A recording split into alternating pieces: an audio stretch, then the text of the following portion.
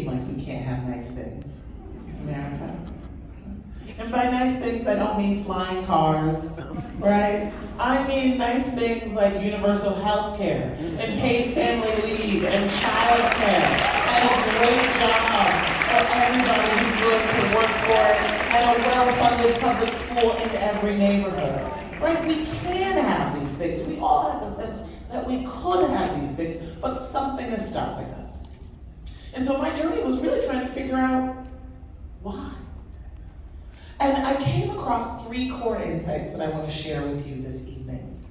And the first is that our collective economic progress is being held back by a lie. And that lie is the lie of the zero sum. Now, in a zero-sum game, if one team scores a point, the other team loses a point. And as it turns out, thinking about our society as a zero-sum game is a dominant way in the US. And it's interesting because it runs totally counter to what economists think, the sort of mental models that we use. We see that it's not a zero-sum game, right? That it's more like a regular game where you want all your players on the field scoring points, right? You don't want anyone sidelined due to debt, discrimination, or disadvantage. Right? Economists have calculated that inequality actually costs our economy. Right? It's bad for growth. It makes sort of common sense, right? If not everybody can live up to their potential, contribute, start businesses, solve problems, because that's really what an economy is about, is us solving big problems, then of course you're not going to grow as much. But in the US, we have this dominant worldview that says we're trapped in this zero-sum competition. And according to the research, it's a racialized worldview. It's racialized in 2 ways. The first is that the folks who tend to see the world this way tend to believe that it's racial and ethnic groups that are sort of competing with one another for dominance and status. And it's racialized because according to the research, white Americans are far more likely to view the world through this zero-sum prism. Now, when I came across that statistic and that finding, I paused. Because throughout this whole journey, that was a physical journey as well as an intellectual one, I wanted to kind of forget what I had learned, to have a sense of radical empathy and curiosity. So instead of saying, okay, well, there's this thing that white people do, see the world through a zero-sum lens. Instead I said, well, hold on a second. That's not a given, right? There's nothing natural or biological about the way you see the world, right? There's not like a relationship between the melanin content in your skin and your tendency to see the world through a zero-sum lens, right? Everything we believe comes from a story we've been told. And so I said, well, who's telling my white brothers and sisters this zero-sum story? Right? Who's selling it to them? How are they profiting from the sale of that story, economically and politically? And even what's it costing white Americans to see themselves in competition with us, to feel, as is a predominant way of feeling, that progress for people of color has to come at white folks' expense.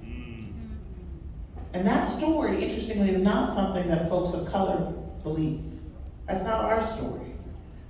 But I really wanted to know, well, that story would lead people to do some pretty competitive, right? If they were worried about the progress of their neighbor, worried about the presence of more people of color, feeling that it would mean bad things for them. Started to explain some of the dynamics I was seeing in my work and in our resistance to finding common solutions. The second big insight that I gleaned on the course of this journey is really kind of the story of what a zero-sum way of thinking can bring in real life when taken to its logical conclusion. And that's the story of what happened to many of the country's nearly 2,000 lavishly funded, grand resort-style public swimming pools.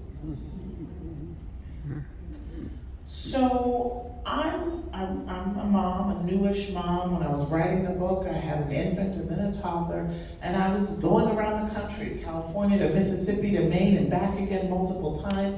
In fact, at the tail end of the trip, we rented an RV to finish the research, my son and my husband and I, because it was the height of the pandemic. I mean, we really traveled this country. And parents and caregivers will know that when you are traveling the country with an infant or a toddler, you are traveling parks and playgrounds. You are looking at maps and seeing where is the place where I can run this child into the ground so that he can then sleep, right? So I find myself in Montgomery, Alabama for my research, and I'm looking and I see, wow, there's a huge, beautiful park in the middle on this Google map here. Let's go there. So we go there, and we're, running him up and down. Run to that tree, run to that tree. And it turns out that this park, which is called Oak Park, it's sort of the central park of Montgomery, Alabama, has in the middle of it this wide, flat expanse of grass. It's about 4 or 5 times the size of this room. And I learned later that buried 10 feet under my feet was the carcass of what used to be one of the largest public swimming pools in the South. That Oak Park pool was built in the 1930s. It was part of a building boom of public goods, these public pools that we used to have almost 2,000 of, right? That were part of this sort of spirit in U.S. society that was really born out of the lessons of the Great Depression. It was this kind of ethos that said, well, you know what? The government actually has a right and in fact a responsibility to ensure a decent standard of living for people. And it was reflected in public goods like roads and bridges and libraries and schools and parks and these pools. Now these are not, these rinky-dink neighborhood and community pools that so many of us are used to. These could hold thousands of swimmers at a time. And they really were, in some ways, I began to see as I became obsessed with the stories, these sort of hidden stories across the country of these public swimming pools. They kind of were this like glittering reflection of this public goods spirit that was really about, for me as a person who works in economic policy, something, of course, much more economically significant. Because that same public goods spirit of the New Deal era in the 1930s and 40s helped to create Social Security for the elderly, right? Helped to create a massive investment in housing that working people could afford. And on top of that, really something heretofore unprecedented in the late 30s and early 40s, which was the idea of mass home ownership. Right? Kind of amazing if you think about it. That working class people could rely on a government-backed, insured, and regulated financial instrument to pay a little bit of money over time and then own an asset that would appreciate over time and be the foundation of the great American middle class. That public goods ethos was reflected in the wage and hour and collective bargaining laws, right? The labor laws of the 1930s. In the GI Bill, which put a generation into college for free, and to now no down payment home ownership in the 1940s. Right? And all of those public goods, those economic public goods, well, they worked. Right? They helped to create the greatest middle class the world had ever seen, the highest standard of living in the world in the 1950s. And yet, virtually everything I just described was in one way or another racially segregated and exclusionary. To a degree that I think it's important to say this, that even I, as a person who does this for a living, who has an advanced degree, is a Black woman. The history of my family is the history broadly of Black people in America, the descendant of enslaved people on both sides, up from the Great Migration, the whole thing. Everything I just described, I could have learned from my grandparents and great-grandparents and parents, and yet I did not know the extent of the racial exclusion and the systemically, deliberately racist policies that help shape the middle class in this country. So let's go through them, shall we? Social Security. Excluded the two job categories that most Black workers were in, domestic work and agricultural work, in a compromise with the Jim Crow delegation to Congress. The housing policies that I described, coming out of the Great Depression, the FDR, progressive New Deal government, based all of that subsidy and policy on the never substantiated assumption that Black people would be too much of a credit risk.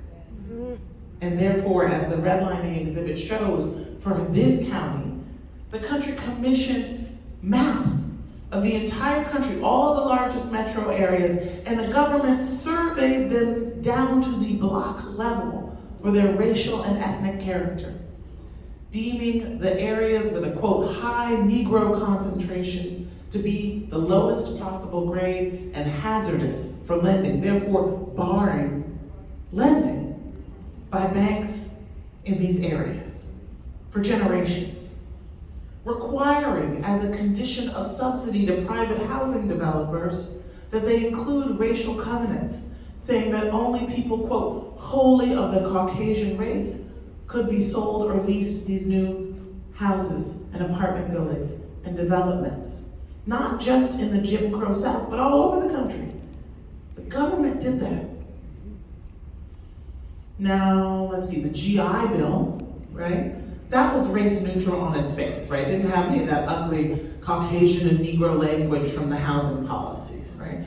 But if you're returning GI and you're African American, these subsidies and policies are coming in two sectors, primarily housing and education, that are wildly segregated, right? So many returning GIs of color couldn't really avail themselves of the GI Bill's benefits, not the full benefits.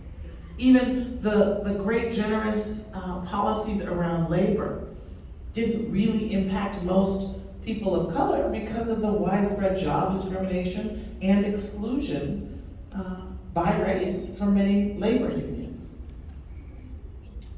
And so too were the public swimming pools, often segregated, either with a whites only sign on the fence or just a custom, right? And enforced through intimidation and violence at the water's edge. But when the civil rights movement finally empowered Black families and their allies to sue in the courts and say, you know, it's our tax dollars that have been funding these public goods too, all along. And in the case of the swimming pools, we want our kids to swim too. Towns and cities began to face desegregation orders for their public pools. And in response, many of them did what Montgomery, Alabama did. Just drained the water out of the pool. Backed up truckloads of dirt and gravel. They drained their public pools rather than integrate them. They literally destroyed a public good. In Montgomery, Alabama, not only did they drain the pool, they closed the park, and they closed the entire Parks and Recreation Department of the city. And they kept it closed for a decade. They even sold off the animals in the zoo, y'all. I mean, it just, you have to laugh. So when I began to see, and I became sort of obsessed with the stories of these public pools, and it's not just Montgomery, Alabama, right? Because some folks will be like, well, Montgomery, Alabama, you know. What about Warren, Ohio? What about New Jersey, West Virginia, California, Washington State? Many towns and cities, if they didn't just destroy their public pool rather than integrate it, they thought they were slick, so what they did was they would sell or lease it to a private club that could then segregate. The YMCA was often a partner in these schemes. One of the oddest moments in my book tour came when I got a media request from, I think it was called Backyard Swim and Spa. Stay with me. It's a trade publication for the people who, sell and service and install backyard swimming pools, right? They were doing a story of a sort of racial reckoning of when their industry of the private backyard swimming pool really took off. It was in the wake of public pool integration. So this phenomenon was so widespread that it hit me right here, because it was like this big aha moment. It was an incredible, true story of American self-sabotage, of the lengths that a people will go to who have been sold the zero-sum story to maintain their feeling of being a little bit better than. And of course, who ends up losing out? Everybody. Now, not equally and not the same, right? Little black kids never got to swim in a pool that's been drained and filled in. Little brown kids, right? New immigrants never got to live in that era of generous public goods. But everybody paid some kind of cost, unless you were very wealthy. And even then, even if you were very wealthy, you got your backyard pool, you got your country club, your private swimming club, but then you're missing out on being with your neighbors. People would fall in love at the public swimming pool. Maybe that was the frat. Anyway, okay. So I began to see this phenomenon of drained pool politics everywhere. Right? In the head scratcher of why it is that our country went from being the leader in the